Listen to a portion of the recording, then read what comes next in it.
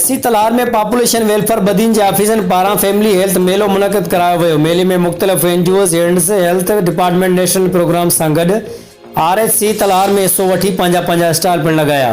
परे परे खां औरतुनि पिणु भरपूर हिस्सो वरितो। हुन मौक़े ते doctor Nasreen Talpur, doctor Sindhu Khwaja, Asghar Ali Notkani, deputy district population welfare officer Badin FWW, Zarmina Khaskheli, Rizwana Jamali, आपका अगवान आज़ाद ख्वाजा, अवामी प्रेस क्लब तलार जे साफ़ियुनि सां ॻाल्हाईंदे चयो त अॼु तमामु सुठे तरीक़े सां औरतुनि में सुजागी प्रोग्राम लाइ बदीन पॉपुलेशन ऑफिसरनि पारां कोशिशूं वरितियूं वियूं आहिनि, जेको सिहत मेले जे हिसाब सां मुनक़िद करायल हीउ प्रोग्राम ख़ानदान जे बका, जंहिंमें ख़ानदानी सिहत मेले बाबति सुठी ब्रीफिंग पिणु ॾिनी वई आहे, जिते ॿारनि में माउ जी सिहत समेत ख़ानदानी मनसूबाबंदी जे तरीक़ेकार बाबति पिणु ब्रीफिंग ॾेई सम्झायो पिणु वियो आहे। फैमिली प्लानिंग बाबति पिणु ॻाल्हायो वियो। मेले में मुख़्तलिफ़ NGOs पारां लॻायल स्टॉल समेत डॉक्टरनि पारां औरतुनि खे ॾिनल हिदायतूं जन मां फ़ाइदो हासिल करे हिते जा माण्हू फैमिली प्लानिंग सां गॾोगॾु सुठी सिहतमंद ज़िंदगी माणे सघनि था।